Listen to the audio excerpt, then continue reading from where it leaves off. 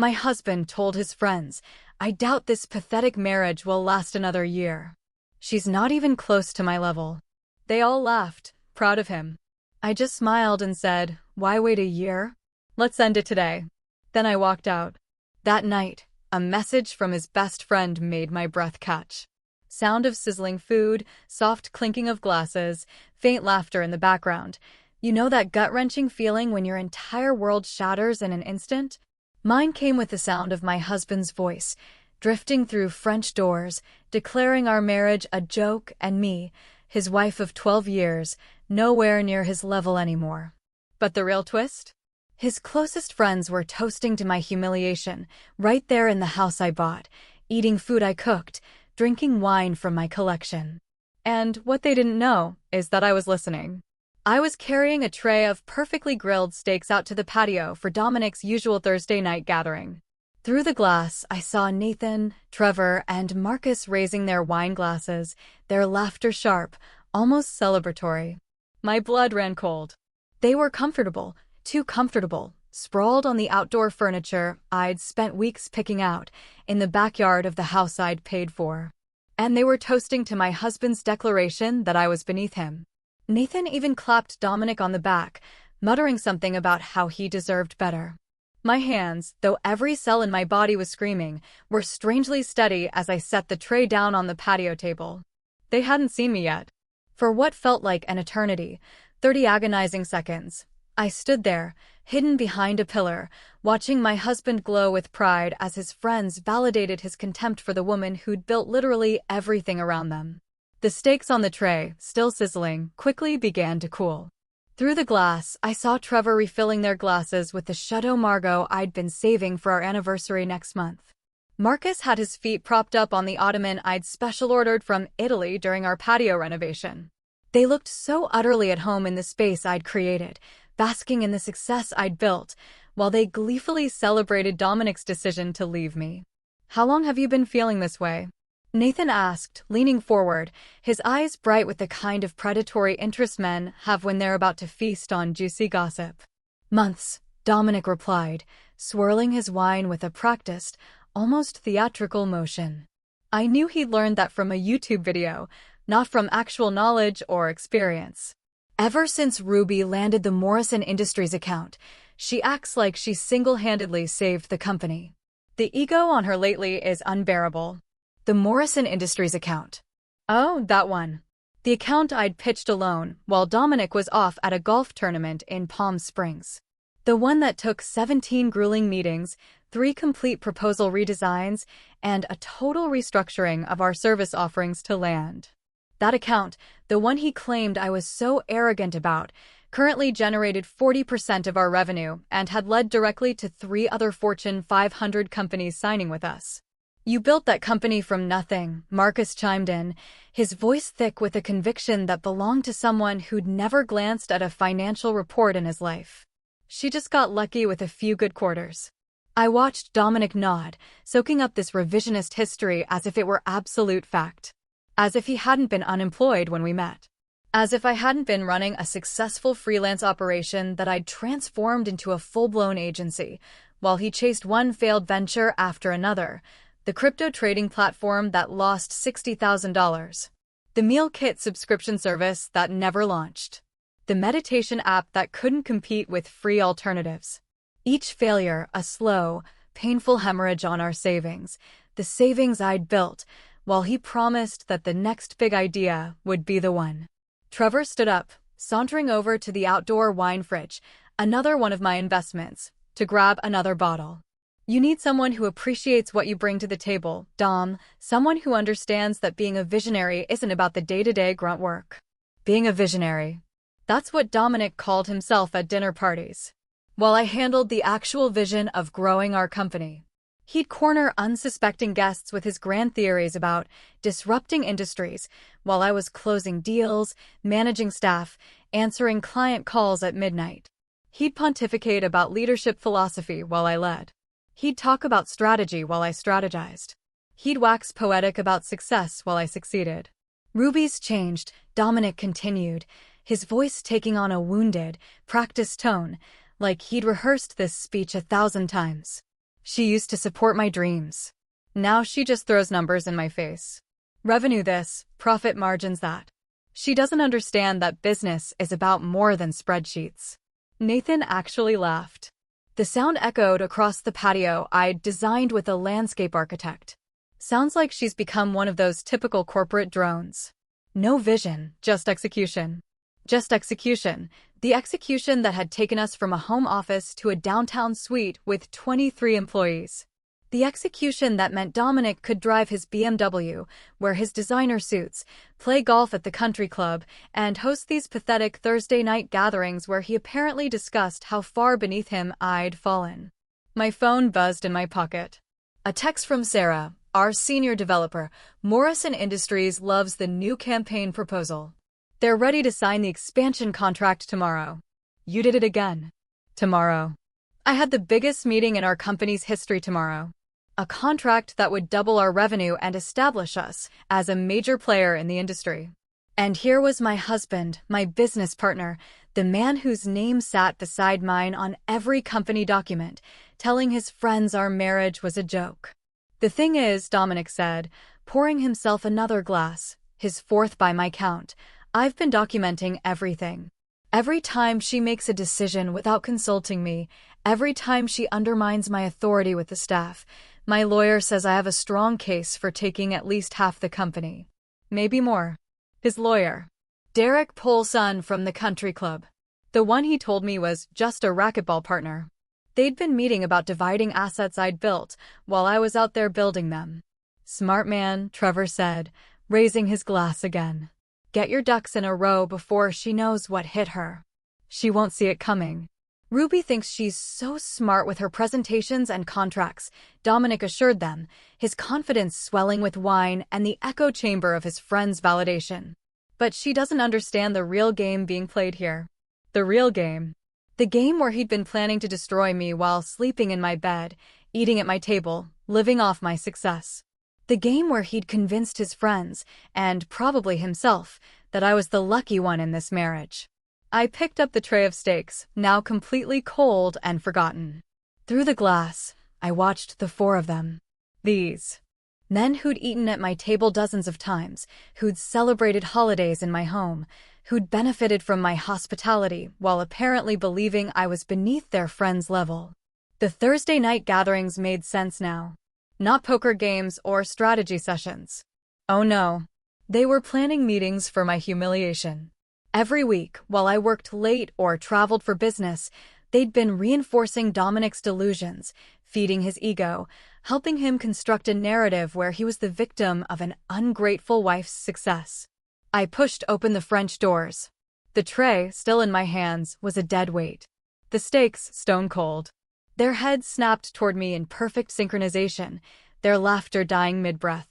Dominic's crystal tumbler stopped halfway to his lips, the amber liquid catching the light from the string of patio lights I'd hung last summer. The silence that followed was so complete, I could hear the distant hum of our neighbor's pool filter. Ruby? Dominic's voice cracked on my name, transforming from confident storyteller to a caught teenager in a single syllable. We were just. Why wait a year?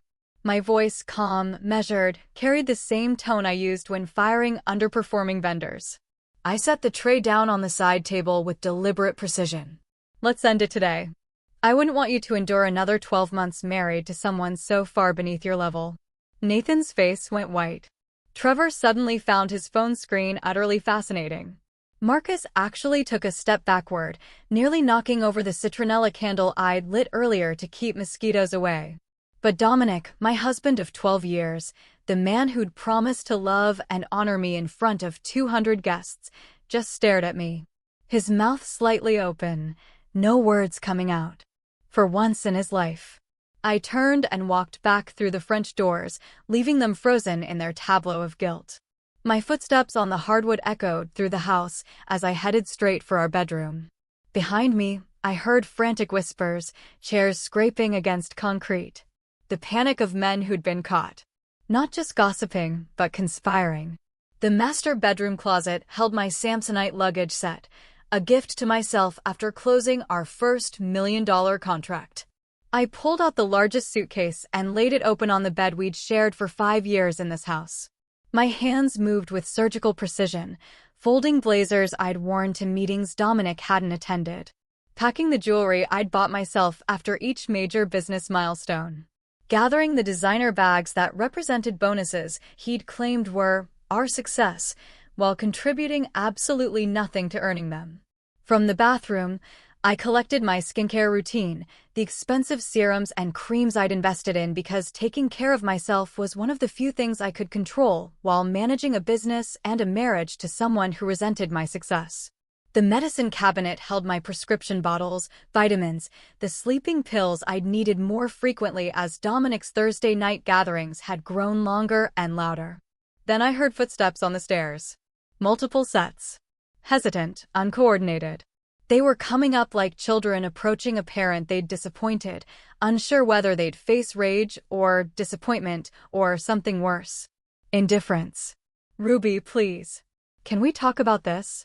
Dominic appeared in the bedroom doorway, his carefully styled hair now disheveled from running his hands through it.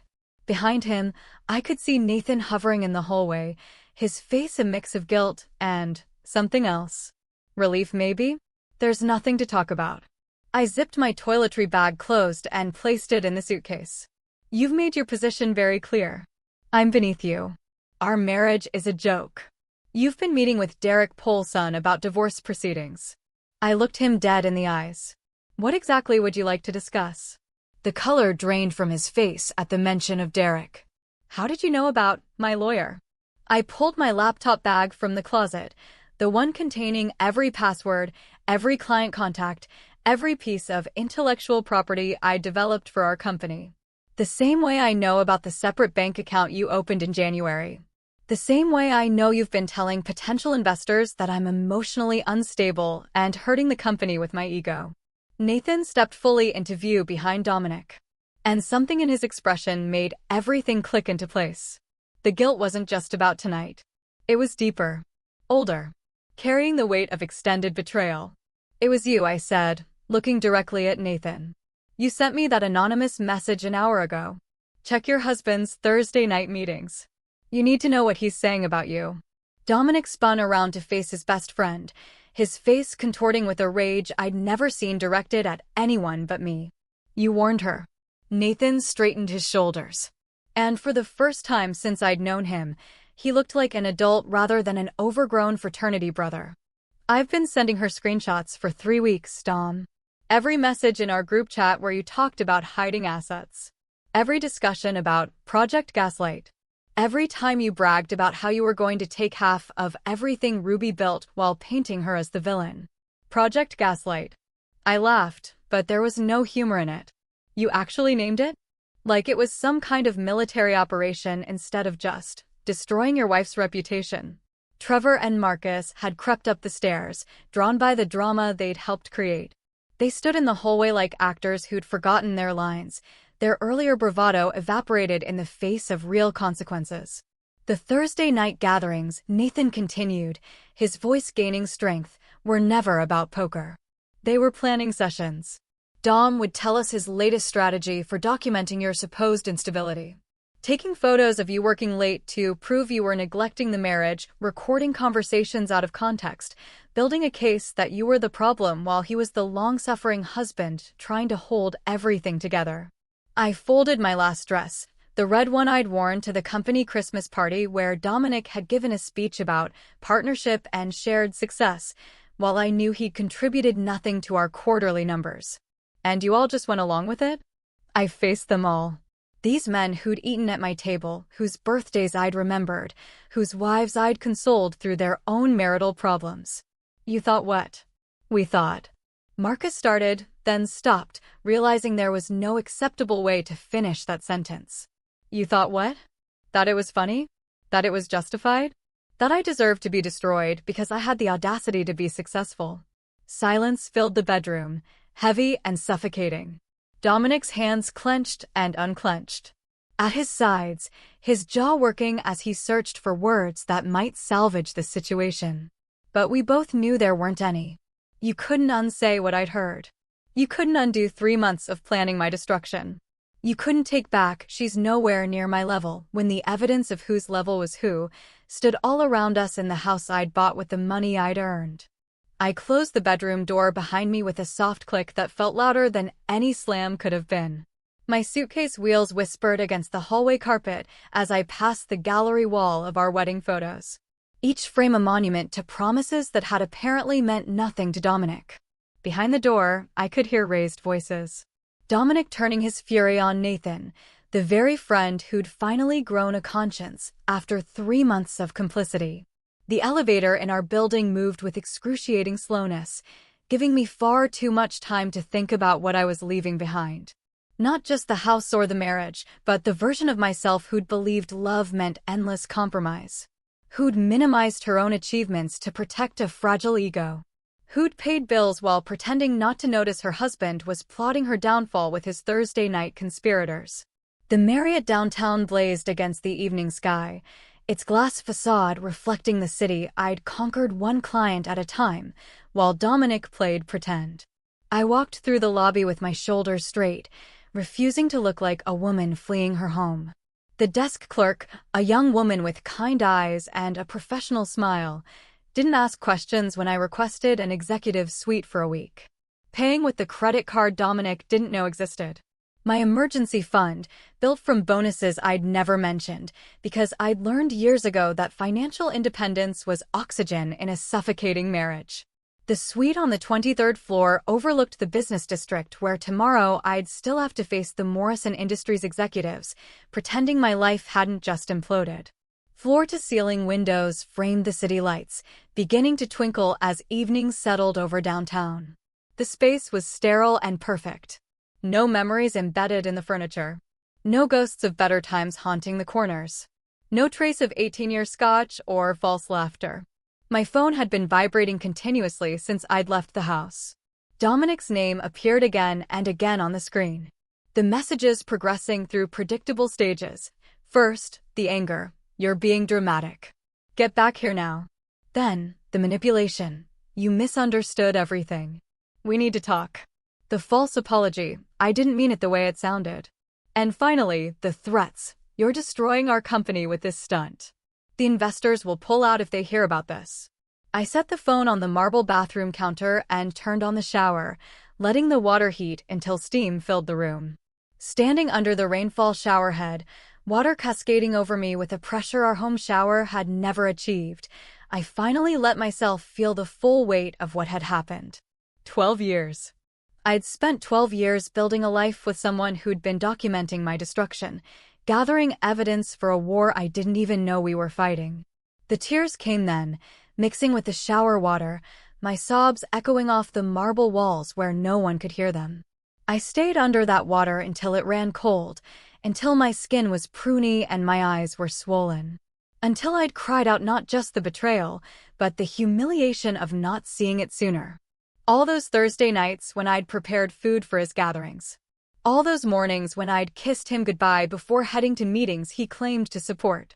All those presentations where he'd stood beside me, taking credit for work he'd never done. I'd been performing in a play where everyone knew the ending except me. By the time I emerged from the bathroom, wrapped in the hotel's plush robe, the sun had fully set. The city below looked different from this height. Smaller. Manageable. Like a problem that could be solved with the right strategy. I ordered room service. Not because I was hungry, but because I needed to remember how to take care of myself without considering someone else's preferences. Salmon, not steak. Pinot Grigio, not bourbon. A chocolate soufflé, because Dominic had always called dessert unnecessary calories, and I'd forgotten what it felt like to be unnecessary. Patricia Winters answered her phone on the second ring, even though it was past 9 o'clock. Her voice carried the authority of someone who'd been waiting for this call. I've been expecting to hear from you, Ruby. I stopped mid-bite of salmon. Nathan Blackstone already sent me an overview of the situation. Nathan contacted you 2 hours ago, she confirmed, her tone matter of fact. He wants to make sure you have everything you need to protect yourself and the company. He's prepared to provide sworn testimony about Dominic's financial manipulation and the conspiracy to manufacture evidence of instability. Patricia's tone was as cool and collected as if husbands plotting their wives' destruction was just another Tuesday in her world. Can you meet me at 8 tomorrow morning? My office. Bring any documentation you have. Bank statements, company records, communication logs. Everything. I agreed, then spent the next 3 hours organizing files on my laptop, creating folders with the kind of detailed labeling that had made our company successful. Dominic's failed ventures contained the documentation of every dollar I'd invested in his dreams, $60,000 in the crypto platform, $40,000 in the meal kit service, $30,000 in the meditation app that never launched. Company contributions held every contract I'd negotiated, every client I'd landed, every late night I'd worked while Dominic's office remained dark. Financial manipulation would soon hold whatever Nathan was about to deliver. At midnight, a knock at my door made me freeze. Through the peephole, I saw Nathan standing in the hallway, looking smaller than I'd ever seen him, holding 3 bankers' boxes stacked in his arms. His usual swagger was gone, replaced by something that looked like genuine shame. I opened the door without speaking, stepping aside to let him enter. He set the boxes on the coffee table, then stood awkwardly in the center of the suite, his hands shoved in his pockets like a teenager caught shoplifting. "I'm sorry," he said finally. "I know that doesn't fix anything, but I need you to know that watching him poison everyone against you while you were literally keeping the company afloat, it's been eating at me for months." "Then why did you go along with it for so long?" I asked, genuinely wanting to understand how someone could watch this manipulation unfold week after week and stay silent. He sank into the hotel suite's armchair, running his hands through his hair in a gesture that made him look utterly exhausted. At first, I thought he was just venting. You know how guys complain about their marriages. But then it became something else. He started taking notes during your phone calls, screenshotting your texts out of context, building this whole narrative where you were the villain. And we just let him. I opened the first banker's box, finding manila folders labeled in Dominic's handwriting, financial discrepancies, emotional instability evidence, asset documentation. Inside were printed emails I'd sent him about normal business operations, annotated with his interpretations. A message about working late became proof of marital abandonment. A request to review contracts became controlling behavior. He twisted every interaction into evidence for a story that existed only in his mind. "This goes back to January," I said, holding up a folder dated 5 months ago. "He's been planning this since the beginning of the year." Nathan nodded, unable to meet my eyes. "Right after you landed the Samsung contract.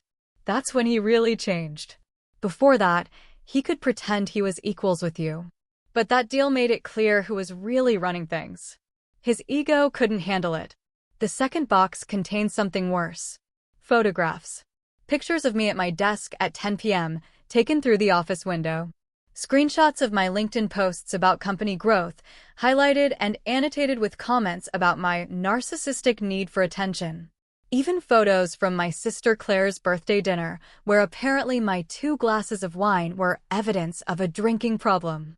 "He asked us to collaborate," Nathan continued, his voice barely above a whisper. "Trevor was supposed to report if he saw you at lunch with any male clients. Marcus tracked your social media for anything that could be twisted. I was assigned to monitor your relationship with the staff, looking for any signs of what Dominic called inappropriate professional boundaries." The third box was the most damaging. Financial records, but not just ours. Dominic had been setting up a shadow company, registering an LLC in Delaware, even approaching our clients with a new venture he'd be launching soon. The name on the paperwork was Morrison Strategic Solutions, deliberately similar to our company, Morrison Digital Innovations. Close enough to confuse clients, but different enough to claim coincidence. My phone buzzed with a text from Sarah, "Emergency. Dominic just sent an all-staff email claiming you're having a mental health crisis and he's taking temporary control of operations. What should I do?"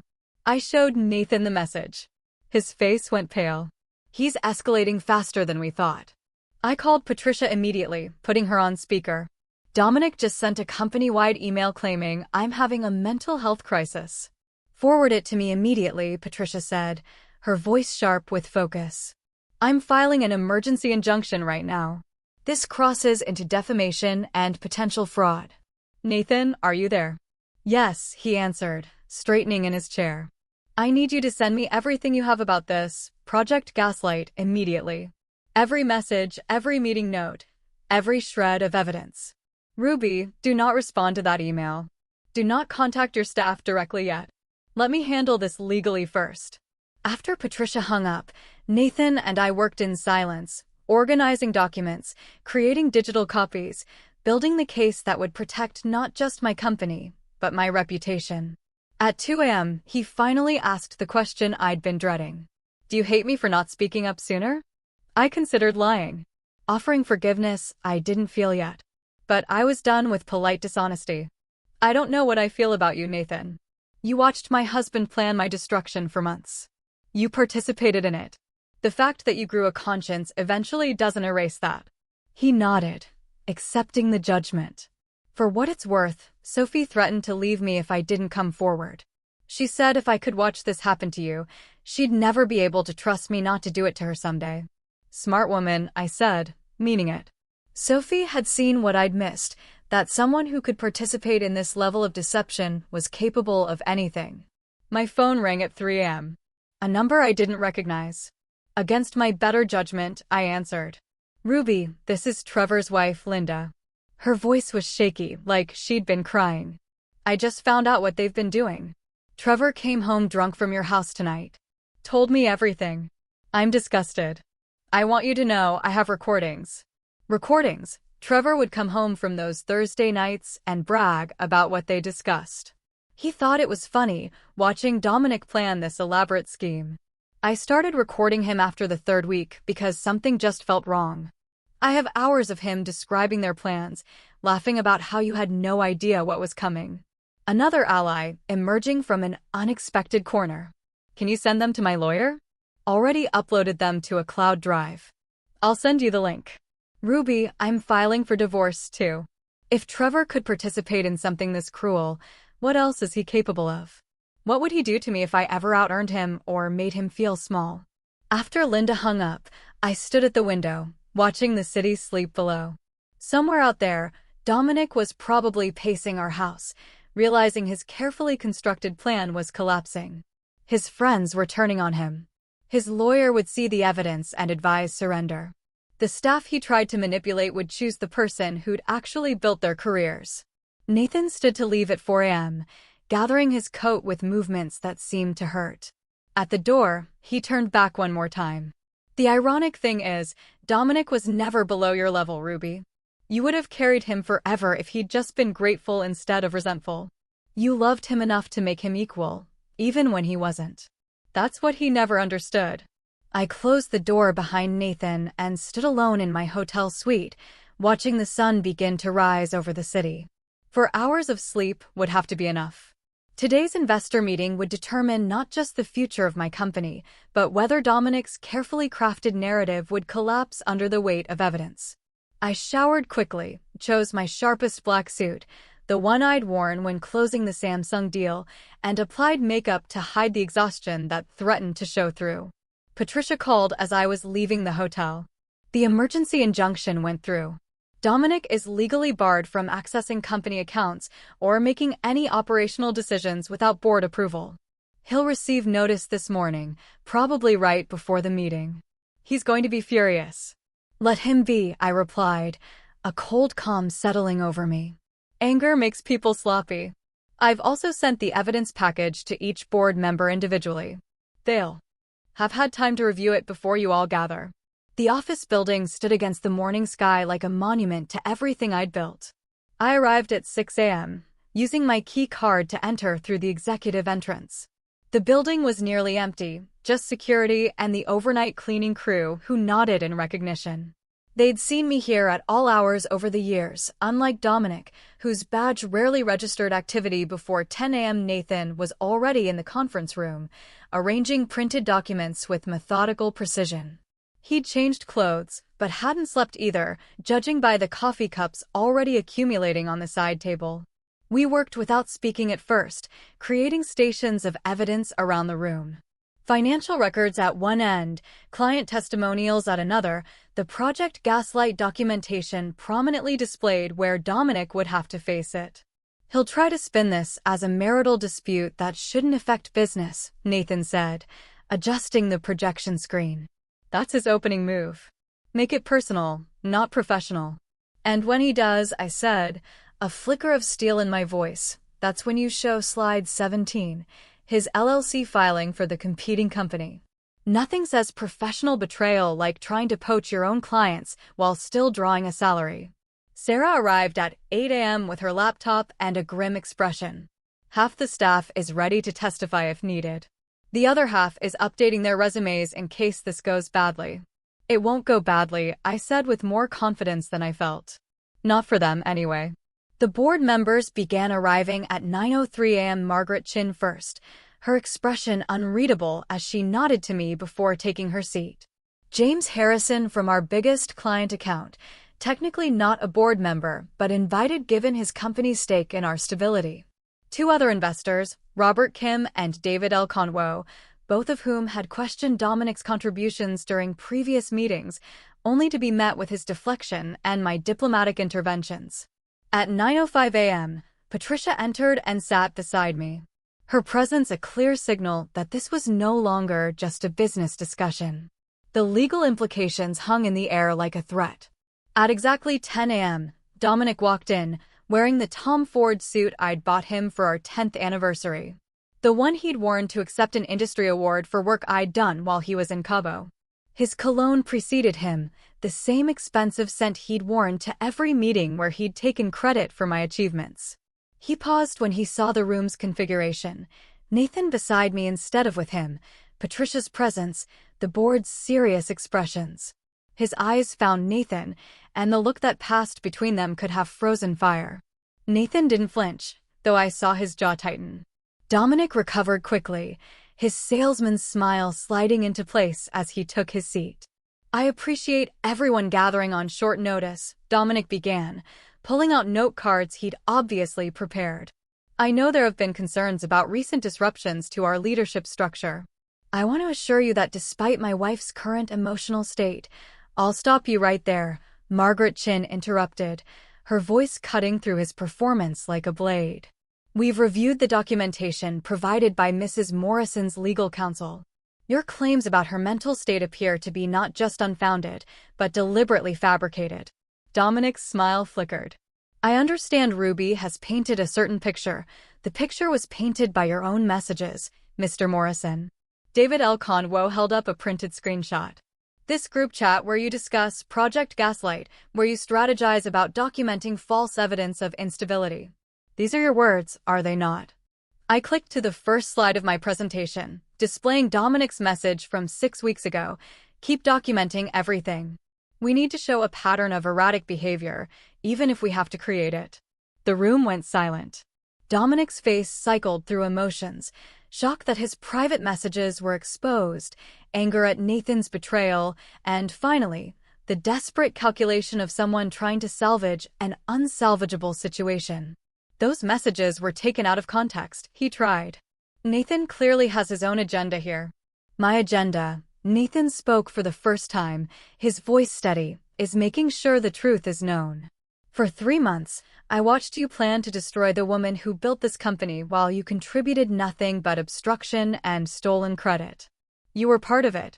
Dominic burst out, revealing more than he intended. You sat there every Thursday participating, encouraging. Yes, Nathan said simply. I did. And I was wrong. The difference is, I'm trying to make it right. I advanced to the next slide, financial records showing every major contract color-coded by who had actually closed the deal. My column was solid blue. Dominic's was empty white space. Over the past 24 months, I began, my voice carrying the authority I'd earned through actual achievement. I've personally closed 17 major contracts totaling $32 million in revenue. During that same period, Mr. Morrison has closed 0 contracts while drawing a salary of $400,000 annually. James Harrison leaned forward. Ruby, we need to be clear about something. Harrison Tech has never considered Dominic a factor in our decision to work with your company. Every strategic discussion, every campaign adjustment, every innovation has come from you. We've tolerated his presence in meetings out of respect for you, but he's never contributed a single valuable insight. The blood drained from Dominic's face as he realized his largest client had just publicly dismissed his entire professional existence. His mouth opened and closed silently, searching for words that could counter James Harrison's dismissal. The conference room felt smaller suddenly, the walls closing in on a man who just discovered his professional reputation was a fiction only he believed. I clicked to the next slide, showing the registration documents for Morrison Strategic Solutions, his shadow company, designed to steal our clients. This concludes my presentation, I said, my voice steady despite the adrenaline coursing through me. The board has all the evidence needed to make an informed decision about the company's future leadership structure. Derek Polson, Dominic's own attorney, had been silent throughout the presentation, his expression growing increasingly grim with each revealed document. Now he leaned forward, addressing his client with the detached professionalism of someone cutting their losses. "Dominic, we need to discuss your options privately," Derek said, already gathering his papers. The message was clear. The legal battle Dominic had been planning was over before it began. Margaret Chin stood, smoothing her skirt with deliberate precision. "We'll reconvene tomorrow morning to formalize the transition. Mr. Morrison, I suggest you use the time to consider Patricia's buyout offer carefully. It's more generous than what a court might determine given this evidence." The meeting dissolved with the awkward shuffle of people fleeing an uncomfortable scene. Dominic remained seated, staring at the projection screen where his own words about Project Gaslight still glowed accusingly. Nathan paused at the door, looking back at his former friend with something between pity and relief, then left without speaking. That evening, alone in my hotel suite with Chinese takeout growing cold on the coffee table, my phone rang with an unfamiliar number. I almost didn't answer, exhausted from the emotional toll of the day's confrontation. "Ruby, this is Linda Chin, Trevor's wife." Her voice carried the tremor of someone who'd been crying. "I need to tell you something about what's been happening in your absence." I set down my chopsticks, suddenly alert. Linda and I had spoken perhaps 5 times in 8 years, always pleasant but superficial conversations at group dinners. "Trevor came home from the investor meeting today," she continued. "And he was different. He told me everything about what they'd been doing to you. But Ruby, it's worse than you know. Dominic had been coaching all of them on how to handle their wives. He called it maintaining frame and strategic relationship management." My stomach turned. "What do you mean, coaching them?" I found Trevor's journal. Pages and pages of Dominic's advice. How to document your wife's spending to make her look irresponsible. How to gaslight her about social situations, making her doubt her memory. How to position yourself as the rational one while painting her as emotional and unstable. Trevor's been using these tactics on me for months, and I thought I was going crazy. The parallel destruction of marriages. Dominic hadn't just been planning my downfall. He'd been teaching his friends to destroy their own wives' confidence and credibility. A masterclass in manipulation disguised as Thursday night poker games. I showed Trevor the journal, Linda continued, her voice stronger now. Made him read his own words back to me. The look on his face when he realized what Dominic had turned him into. "Ruby, I've never seen my husband cry before today. What's he going to do?" I asked. "He's cutting Dominic out completely. He's also agreed to couples counseling, though I'm not sure our marriage will survive this. How do you rebuild trust when someone's been systematically undermining you with coaching from your friend?" After Linda hung up, I sat in the darkness of my suite, city lights twinkling below like distant stars. My phone buzzed with a text from Sarah. "You need to see what's happening at the country club." She attached a photo someone had sent her. Dominic, disheveled and clearly intoxicated, holding court at the bar with anyone who would listen. Even in the grainy image, you could see the other patrons leaning away, the bartender's expression of professional patience wearing thin. Barbara Fitzgerald called an hour later. The judge's wife was connected to everyone who mattered in our social circle. A woman who collected information like others collected art. "I was at the club this evening," she said without preamble. "Dominic's been there every day since your separation became public. Today, he was telling people he built your company single-handedly, that you were just a pretty face he used for client meetings. The delusion was so complete, she continued, that even strangers were exchanging concerned looks. Did anyone believe him? I asked. Barbara laughed, a sharp sound that contained no humor. The bartender told me Dominic's rants have become entertainment for the regular afternoon crowd. They call it story time with Dom and take bets on which accomplishment he'll claim next. Yesterday, he said he invented a revolutionary trading algorithm. Today, it was a meditation app that Apple tried to buy for millions. The man I'd married was dissolving into a caricature of himself, his lies growing more elaborate as his reality crumbled. Part of me felt the sharp satisfaction of watching karma unfold in real time. Another part, buried deeper, mourned the person he might have been if ego hadn't consumed him. My phone buzzed again. A Facebook message from Emma Rodriguez, Marcus's girlfriend. I'd met her twice at dinner parties, remembered her as quiet but observant. The kind of person who noticed everything while saying little. I need you to know what Marcus was planning with Dominic, her message read. I'm ending things with him, but you deserve to see this first. Attached were screenshots that made my blood run cold. Detailed plans for approaching our clients after the divorce, claiming I'd had a breakdown, offering to maintain continuity through Dominic's new agency. They drafted emails, created a timeline for client poaching, even designed logos that deliberately mimicked our company's branding. But the worst part was the list of employees they planned to recruit, with notes about each person's vulnerabilities. Sarah, single mom, needs stability, will follow the money. Kevin, desperate for promotion, easy to manipulate with promises. They'd studied my team like predators studying prey. Emma's final message arrived as I was processing the screenshots. Marcus doesn't know I have these. I'm sending them to your lawyer, too. No woman should have to deal with this level of betrayal. I'm sorry I didn't speak up sooner. The fumbling attempt at corporate theft would have been pathetic if it wasn't so malicious. I forwarded Emma's screenshots to Patricia immediately, my fingers steady despite the rage burning through my chest. The evidence of planned corporate theft transformed our civil divorce into something potentially criminal. Patricia responded within minutes. This changes everything. We're adding fraud charges to our leverage. He'll have to accept whatever terms we offer now. 6 months crawled by with the painful slowness of recovery. I moved from the hotel suite to a furnished apartment downtown, needing space that had never known Dominic's presence.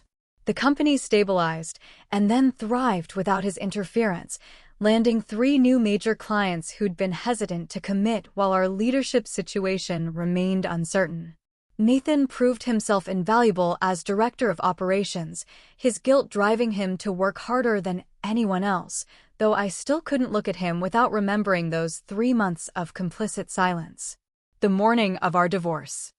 Finalization arrived gray and drizzling, a weather that perfectly matched the strange melancholy of officially ending something that had been dead for months. I dressed carefully in a new suit, one Dominic had never seen, applying makeup that emphasized strength rather than softness. Patricia met me in the lobby of her building, her expression professionally neutral, but her hand briefly squeezing my shoulder in support. The conference room smelled of leather and old coffee. Windows overlooking the city where I'd rebuilt my life. Dominic was already there when we entered, and the transformation stopped me mid-step. The man who'd once strutted through life in Tom Ford suits now wore a basic button-down from Target, wrinkled at the elbows. His face had thinned dramatically, 40 pounds gone, along with his delusions of grandeur. The BMW he loved more than our marriage had been replaced with a decade-old Honda, according to Patricia's investigator. His hands shook as he held the pen.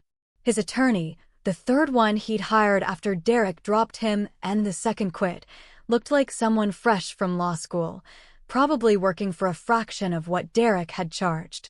The young man kept checking his notes, clearly overwhelmed by Patricia's presence and the mountain of evidence we'd compiled. The terms remain as discussed, Patricia said, sliding the final settlement across the table. Mrs. Morrison retains full ownership of Morrison Digital Innovations, all associated intellectual property, the house, and all investment accounts. Mr. Morrison receives his personal belongings, the cryptocurrency wallets from his failed ventures, and his grandfather's watch. No alimony, no future claims on the business. The non-compete clause stands for 5 years within the digital marketing industry. Dominic's signature looked like a child's scrawl. Nothing like the confident flourish he'd once used on contracts he hadn't earned. He couldn't meet my eyes, staring instead at the table where his dreams of stealing half my empire had died. When he finally spoke, his voice was barely a whisper. "I know you won't believe me, but I'm sorry." I looked at him. Really looked at him.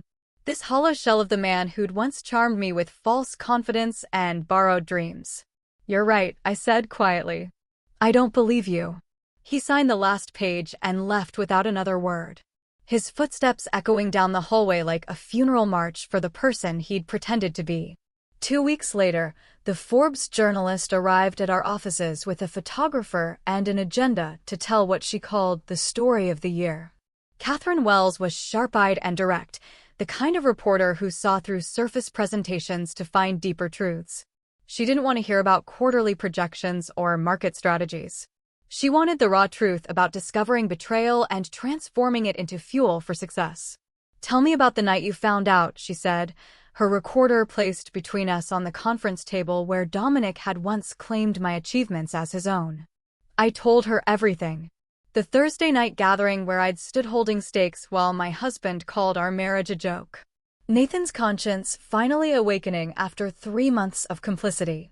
The Project Gaslight documents that revealed systematic planning to destroy my reputation. The way my team had rallied around me while Dominic's friends abandoned him one by one. "What strikes me," Catherine said, making notes in shorthand I couldn't read, "is that you didn't seek revenge. You simply revealed the truth and let consequences unfold naturally." "The best revenge," I replied, a small, knowing smile playing on my lips, "is building something so successful that the person who tried to destroy you becomes irrelevant." Dominic thought I was beneath his level. Now he's working at a startup in Buffalo while I'm running a company valued at $12 million. The universe has its own sense of justice. Her article would run with the headline, "How Ruby Morrison Built a Digital Empire While Divorcing Deadweight," and reached 2 million readers in its first week. My inbox flooded with messages from women sharing similar stories, thanking me for showing them what survival looked like when transformed into success. A month after the divorce finalized, a handwritten letter arrived at the office, forwarded from an address in Buffalo. Dominic's handwriting, shaky now where it had once been confident, filled 3 pages with what he probably thought was an apology. But even in his attempt at remorse, the delusion persisted. He wrote about our success, about how he'd helped build the company, about being a victim of circumstances rather than the architect of his own destruction. He actually suggested that maybe once emotions had cooled, we could discuss him consulting for the company, claiming his expertise could still add value. I filed the letter in a folder marked evidence/closed and locked it in the bottom drawer of my desk. Not because I needed it anymore, but as a reminder that some people could stand in the ruins of their own making and still believe they were the hero of the story. The company holiday party that year took place at Vincenzo's, the Italian restaurant where Dominic had once held court with clients he hadn't earned. I'd reserved the entire upper floor, wanting to celebrate not just our financial success, but our collective survival. Sarah had organized everything perfectly, from the wine selection to the seating arrangements that kept the most talkative employees strategically separated. As dinner wound down and wine loosened tongues, Sarah stood to make a toast. I expected something about quarterly numbers or client wins. Instead, she raised her glass with tears in her eyes. "To survival," she said simply, "and to leaders who earn their titles instead of stealing them." The toast hung in the air as glasses clinked around the restaurant's upper floor. Then, unexpectedly, our CFO Margaret stood up, her voice wavering with emotion I'd never seen from her in 5 years of working together. "Since we're sharing," she began, gripping her wine glass like an anchor, "my ex-husband convinced me I was terrible with numbers. Me, with a master's degree in accounting. He'd check my work, question every calculation, make me doubt myself until I nearly quit finance altogether. It took 2 years of therapy after our divorce to realize he was threatened by my salary being higher than his. Kevin, our lead developer, cleared his throat. My college girlfriend used to introduce me as playing with computers when I was building the app that eventually sold to Microsoft. She said real jobs required wearing suits. The stories poured out like water through a broken dam. Every person in that room had been diminished by someone who claimed to love them. We weren't just colleagues anymore. We were survivors of the same war, fought on different battlefields. The evening transformed from a corporate celebration into something deeper. A recognition that Dominic's behavior wasn't unique. Just another verse in an old, tired song that too many of us had been forced to hear. 11 months later, the invitation arrived on cream-colored cardstock with gold lettering, Nathan and Sophie's wedding. I debated attending. The wound of his complicity still tendered despite his eventual help. But Sophie had called personally, her voice warm and genuine. "You saved us both," she'd said. Nathan from becoming someone I couldn't love, and me from marrying that person. The ceremony took place at a vineyard outside the city. Rows of grapes stretching toward mountains painted purple by the setting sun. I sat 3 rows back, close enough to see, but not so close as to claim a friendship we no longer had. Nathan looked nervous in his navy suit, constantly adjusting his tie, until Sophie appeared at the beginning of the aisle. During the reception, after the traditional toasts from family, Nathan stood unexpectedly, tapping his champagne flute for attention. The tent fell silent, 200 guests turning toward him with expectant smiles.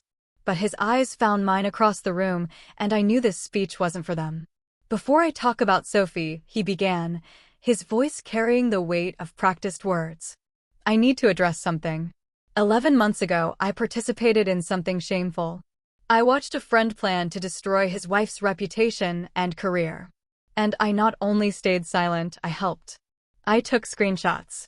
I documented conversations. I enabled a man's delusions because it was easier than confronting the truth." The silence in the tent became absolute. Sophie stood beside him, her hand on his arm, her expression proud rather than embarrassed. "Ruby Morrison is here tonight," Nathan continued, and head swiveled to find me. "She built an empire while her husband planned her downfall. She showed grace when I finally found my conscience at the 11th hour. But the real hero of this story is my wife, Sophie, who told me that night that if I didn't warn Ruby immediately, she would leave me. She said, and I'll never forget this, 'If you can watch this happen to her, how do I know you won't do it to me someday?'" The applause started slowly, then built to something thunderous. Sophie kissed Nathan's cheek, whispered something that made him smile, and I raised my glass in acknowledgement of an apology I hadn't expected, but somehow needed. Later, as the band played and couples swayed under string lights, Sophie found me at the bar. "He tortures himself about those 3 months," she said quietly. "Wakes up sometimes asking what would have happened if he'd spoken up sooner." "What happened happened," I replied, meaning it. "We all got where we needed to be." 3 weeks later, planning Mom's 70th birthday party became my focus. The country club's event coordinator, the same woman who'd handled Dominic's and my anniversary party 2 years ago, didn't mention the irony as we selected menus and flower arrangements. The grand ballroom would host 80 guests, 3 generations of Morrison women, and the people who'd supported us through triumphs and disasters. The night of the party, Mom stood at the center of the room in elegant navy, surrounded by her sisters, my cousins, my teenage niece Lily, who'd just won a coding competition. Looking at them, I saw our family's evolution. My grandmother's generation, who'd been told to be grateful for any opportunity. My mother's generation, who'd worked twice as hard for half the recognition. My generation, fighting for equality while juggling tradition. And Lily's generation, who simply expected fairness as their birthright. Mom pulled me aside near the dessert table, champagne making her more honest than usual. "I saw it, you know," she said quietly. "How Dominic dismissed your achievements. Took credit for your work." I should have said something. "Why didn't you?" I asked. She looked across the room at my father, steady and supportive. After 45 years, my generation was taught that marriage was private, that interference caused more harm than help. I was wrong. Watching you rebuild, seeing you thrive. I should have spoken up when he first started diminishing you. I might not have listened, I admitted. Sometimes we need to discover truth ourselves. Tuesday afternoon, 3 weeks after Mom's party, I was selecting olive oil at Whole Foods when I saw him. Dominic stood in the pasta aisle, comparing prices on generic brands with the focus of someone counting every dollar. His suit from Target had seen better days, the hem of his pants slightly frayed. The wedding ring I'd placed on his finger 5 years ago was gone, leaving a pale indent on his tan line. He looked up, our eyes meeting across 15 feet of organic produce and broken promises. For a moment, he started to move toward me, his mouth opening as if to speak. But something in my expression, not hatred, not anger, just complete indifference, stopped him mid-step. I looked through him as if he were transparent, then returned to examining olive oil labels. He abandoned his half-full cart in the aisle and walked quickly toward the exit, his shoulders hunched like someone fleeing a crime scene. I continued shopping, adding items for the dinner party I was hosting that weekend for potential investors in my second company. A venture Dominic would read about in business journals he could no longer afford. If Ruby's rise from betrayal to brilliance had you hooked till the last line, smash that like button right now. My favorite moment was when she looked through Dominic in that grocery aisle. Pure, quiet power. What was your favorite scene? Have you ever faced a betrayal that unexpectedly paved the way for your own success? Tell me what you think, I really want to know. Thanks for watching. Take care. Good luck.